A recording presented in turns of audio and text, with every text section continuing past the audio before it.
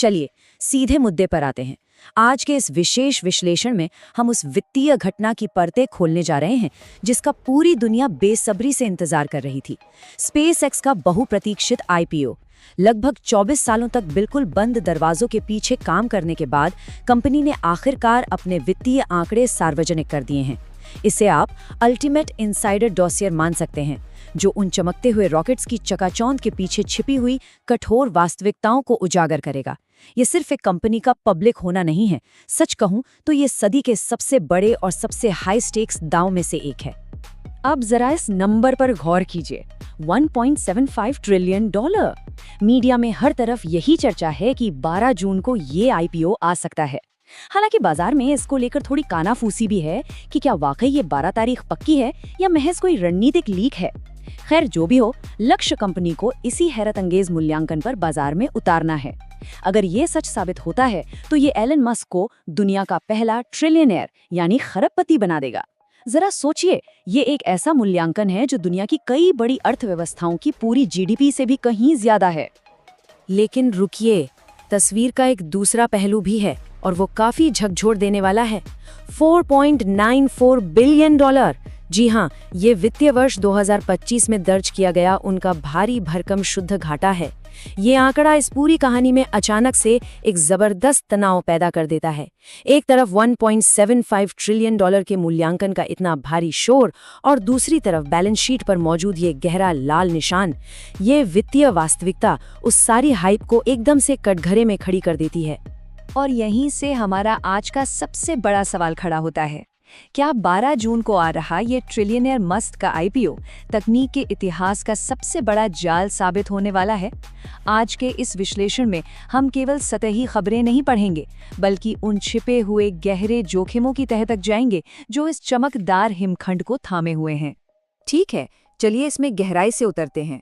भाग 1, सपना बनाम वित्तीय वास्तविकता। देखिए, एक तरफ का विजन अविश्वसनीय रूप से रोमांचक है। मंगल ग्रह पर इंसानी बस्ती बसाना, क्षुद्र ग्रहों पर माइनिंग करना, स्टारलिंक से पूरी दुनिया को जोड़ना, मतलब ये सब सुनने में किसी हॉलीवुड की ब्लॉकबस्टर साइंस फिक्शन फिल्म जैसा लगता है ना? लेकिन स्प्रेडशीट की वास्तविकता काफी भयानक है।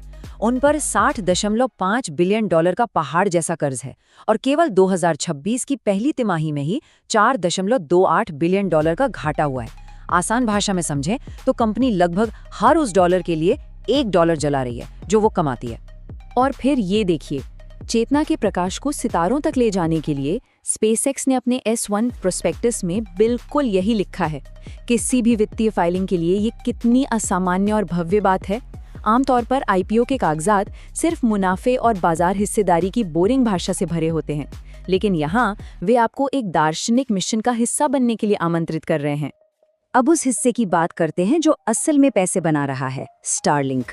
10 मिलियन से अधिक ग्राहकों के साथ ये स्पेसएक्स का असली वित्तीय इंजन है। लेकिन यहाँ एक बहुत बड़ा कैच है। प्रति उपयोगकर्ता औसत राजस्व यानी ARPU 2023 के $99 से गिरकर 2026 में $66 पर आ गया है। ये 33% की भारी गिरावट है। वे वॉल्यूम तो बढ़ा रहे हैं, लेकिन प्रति व्यक्ति कमाई कम होती जा रही है, जो कि आगे चलकर एक बहुत बड़ी वित्तीय चुनौती बन सकती है। भाग 2, छिपा हुआ इंजन AI। और ये बड़ी ही खूबी से दर्शाता है कि कैसे पर्दे के पीछे की असल कहानी कुछ और ही है। 2025 के आंकड़े साफ बता रहे हैं कि सार्वजनिक बाजार के निवेशकों से असल में एक AI युद्ध को फंड करने के लिए कहा जा रहा है। AI सेगमेंट से राजस्व $3.2 बिलियन था, लेकिन कैपेक्स $12.7 बिलियन और परिचालन घाटा $6.35 बिलियन XAI के स्पेसएक्स में शामिल होने से नकदी पानी की तरह बह रही है। ये AI बुनियादी ढांचा ही कंपनी का असली वित्तीय नाला है। लेकिन इसी बीच एक और दिलचस्प खुलासा होता है। स्पेसएक्स ने AI क्षेत्र में अपने ही प्रतिद्वंदी एंथ्रोपिक के साथ एक बहुत बड़ा सौदा किया है। एंथ्रोपिक मस्क के दक्षिणी अमेरिका वाले डेटा केंद्रों तक पहुंच के लिए सालाना $15 बिलियन का भारी भरकम भुगतान करेगा। ये डील सच में स्पेसएक्स के लिए एक बहुत बड़ी लाइफलाइन साबित होने वाली है। पर सावधान रहिए, इस AI महत्वाकांक्षा के साथ गंभीर खतरे भी हैं। कंपनी ने कानूनी मुकदमों के लिए $500 मिलियन से अधिक का बजट रखा है। इसमें उनके AI चैटबॉट ग्रॉक के डीप फेक मुकदमे और एक्स प्लेटफॉर्म के यूरोपीय संघ के नियमों के उल्लंघन से जुड़े विवाद शामिल हैं। ये सिर्फ पैसे का नुकसान नहीं है, बल्कि ब्रांड और प्रतिष्ठा के लिए एक ऐसा भयंकर जोखिम है जो बाजार को हिला सकता है। भाग 3 चेतावनी, पूर्ण कॉर्पोरेट नियंत्रण। अब इस स्लाइड के बारे में जो सबसे दिलचस्प बात है वो ये है कि इसमें निवेश करने का सीधा सा मतलब है अपना सारा नियंत्रण छोड़ देना।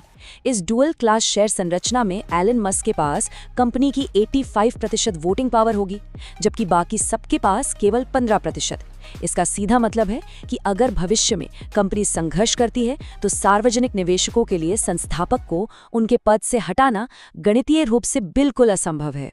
और बात यहीं खत्म नहीं होती। फाइन प्रिंट में साफ लिखा है कि निवेशकों को अनिवार्य मध्यस्थता से गुजरना होगा और उनके मुकदमे दायर करने पर बहुत कड़े प्रतिबंध होंगे।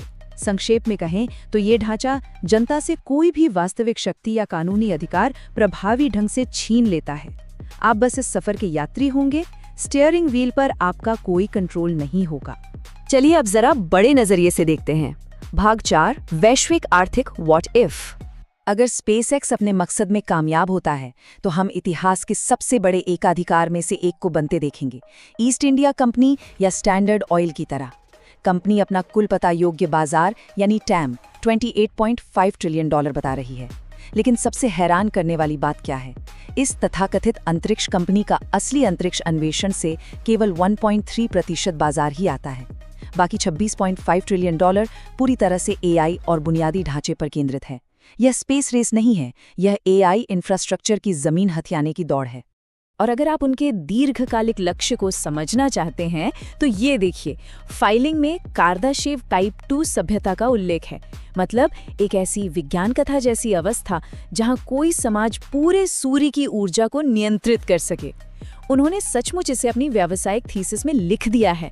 ये दर्शाता है कि वे आज के बिजनेस मॉडल से कितना आगे की सोच रहे हैं। चलिए आगे बढ़ते हैं और देखते हैं कि ये कैसे आकार लेता है। भाग 5 निवेशकों के लिए 5 जरूरी बातें। बाजार खुलने से पहले ये 5 बातें एकदम पक्की कर लें। पहला, ये स्पेसएक्स कम और बेस में एक एआई कंपनी ज्यादा है। दूसरा, इस पर $60.5 बिलियन का अभूतपूर्व कर्ज है। तीसरा, उनके मुख्य मुनाफे वाले इंजन स्टारलिंक का ARPU लगातार गिर रहा है। चौथा, पब्लिक निवेशकों के पास बिल्कुल शून्य वोटिंग पावर होगी। और पांचवां, इसका मूल्यांकन उन बाजारों पर टिका है जिनका आज कोई वजूद ही नहीं है। तो अंत में हम उसी सबसे उकसाने वाले सवाल पर वापस आते हैं। क्या $1.75 ट्रिलियन की ये भारी भरकम कीमत मानव इतिहास के अगले युग के लिए एक दूरदर्शी निवेश है, या फिर ये महज एक बहुत ज्यादा आंका गया जुआ है? सच्चाई जो भी हो, 12 जून का ये IPO निश्चित रूप से वित्तीय बाजारों के लिए एक ऐसा पल होगा जिसे कोई नहीं भूलेगा।